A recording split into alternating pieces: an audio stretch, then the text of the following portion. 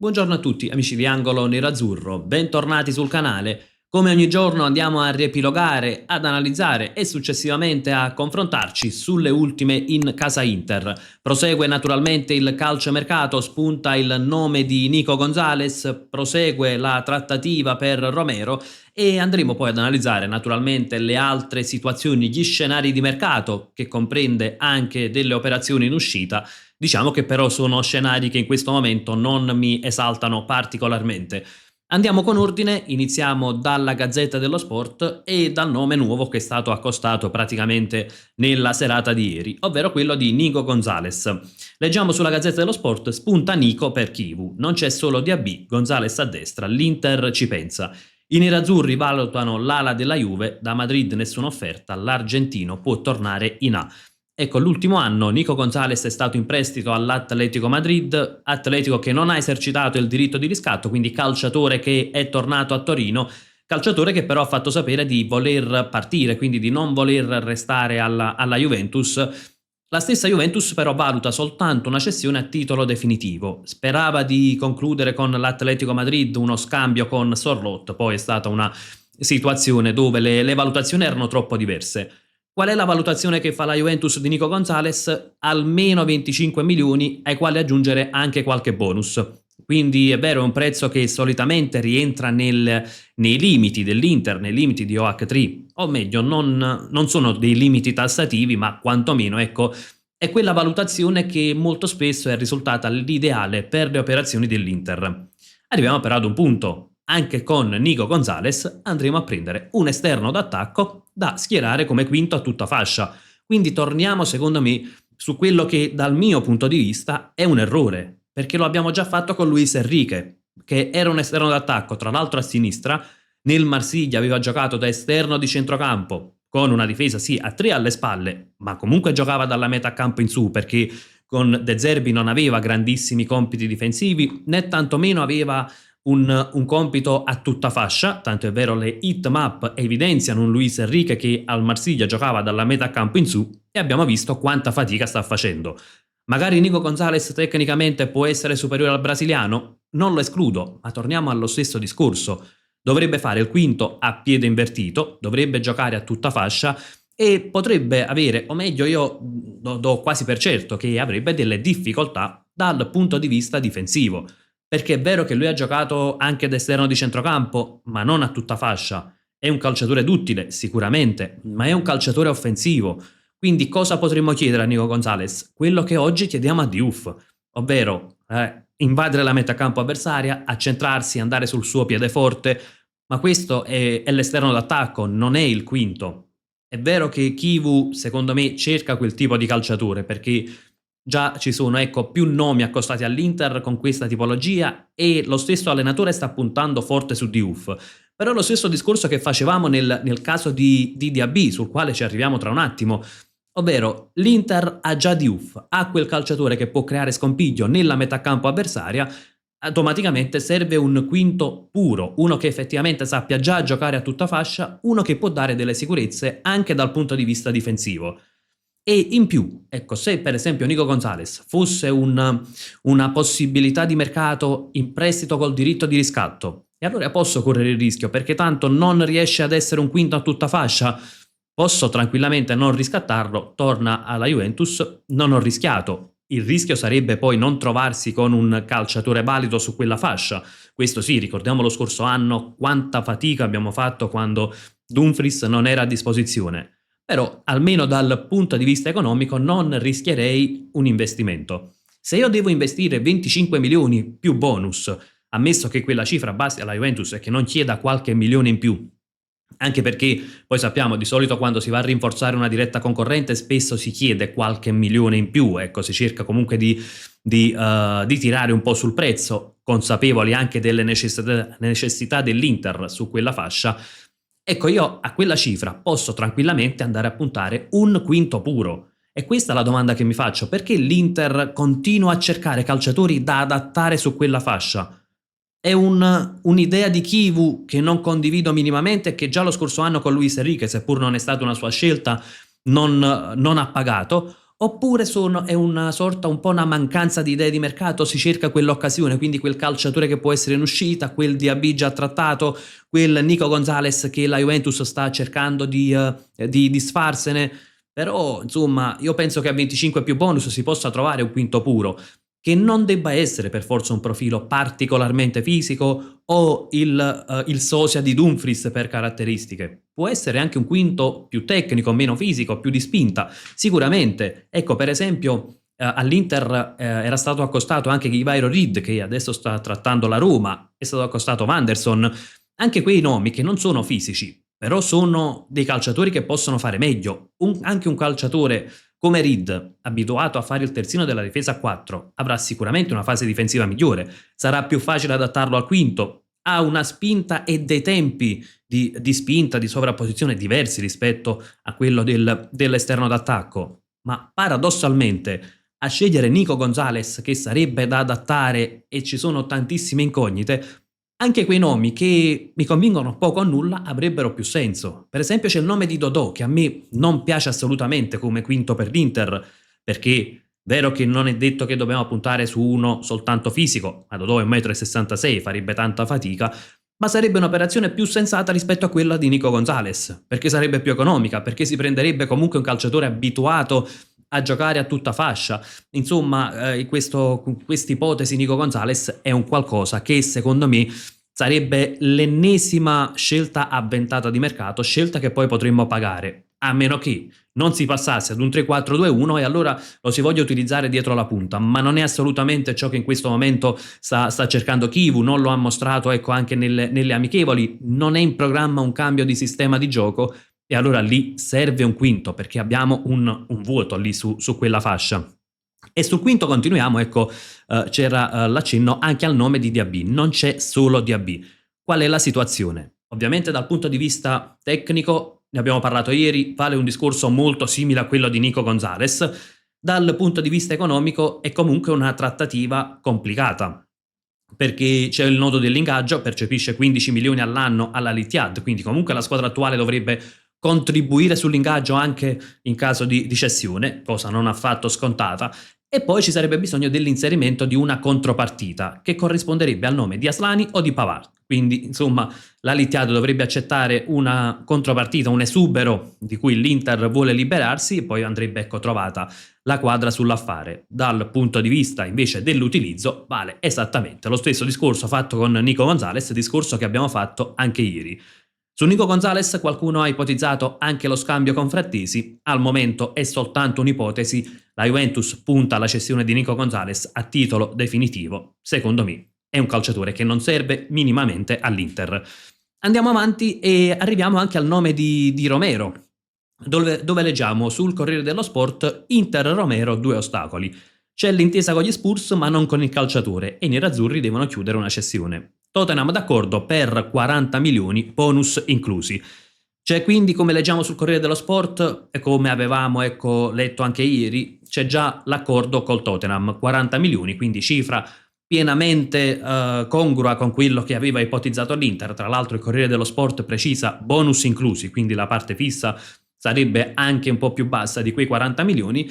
Non c'è l'accordo col calciatore, ma secondo me non sarebbe neanche lontanissimo, perché il calciatore percepisce, da quanto riporta il Corriere dello Sport, 6 milioni più bonus per un totale di 6,5 milioni al Tottenham. Qualcuno riportava anche qualche cifra leggermente diversa, per esempio Calcio e Finanza riportava qualcosa in meno di 6 milioni di parte fissa, ma anche lì comunque il calciatore e l'entourage sono disponibili a trattare, e insomma la quadra intorno ai 5,5, si potrebbe magari 5,5 milioni più bonus, si potrebbe trovare.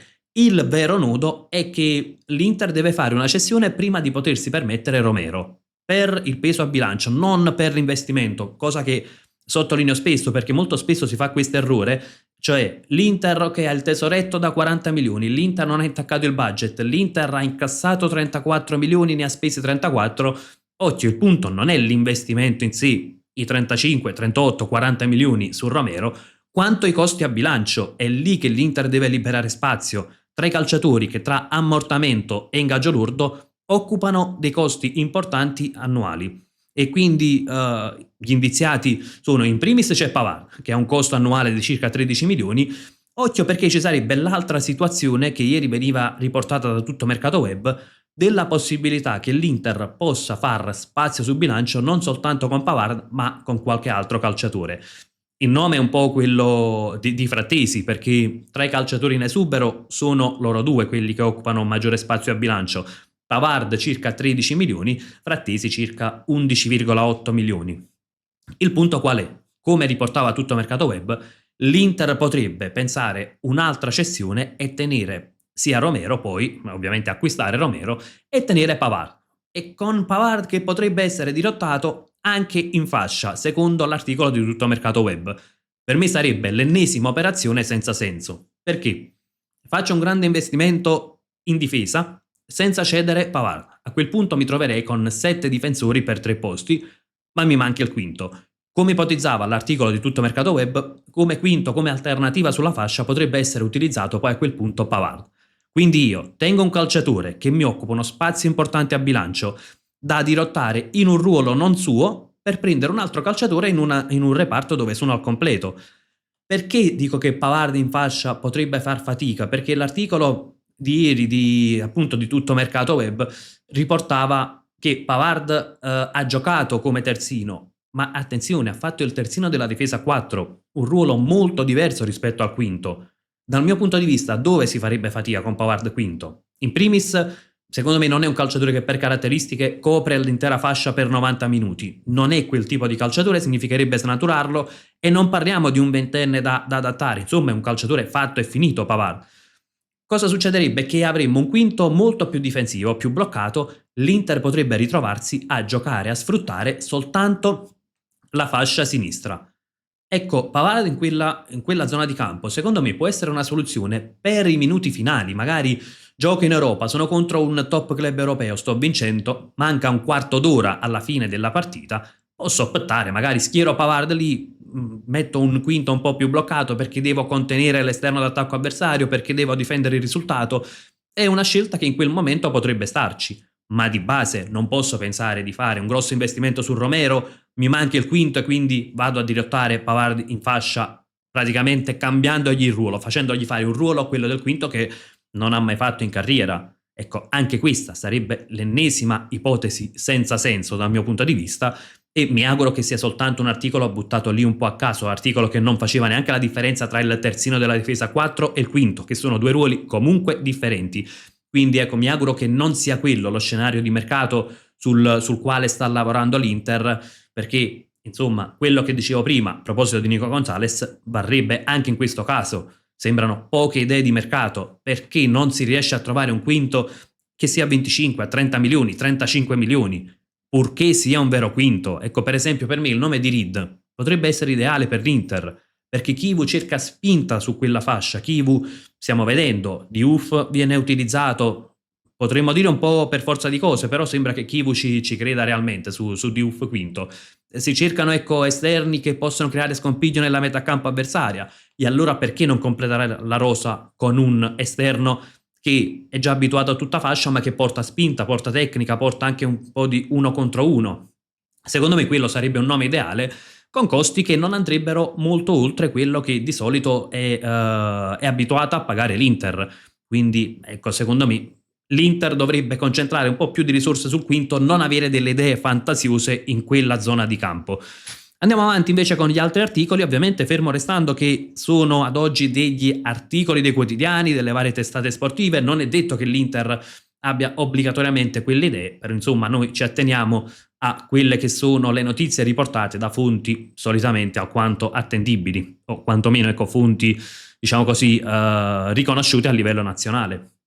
Leggiamo poi sul Corriere dello Sport: per Frattesi resta in piedi la pista Juve, e quindi passiamo al capitolo cessioni. Davide Frattesi è un nome in uscita e in questo precampionato potremmo dire non ha fatto finora nulla per far cambiare idea, ma non ha fatto neanche nulla per attirare interessi.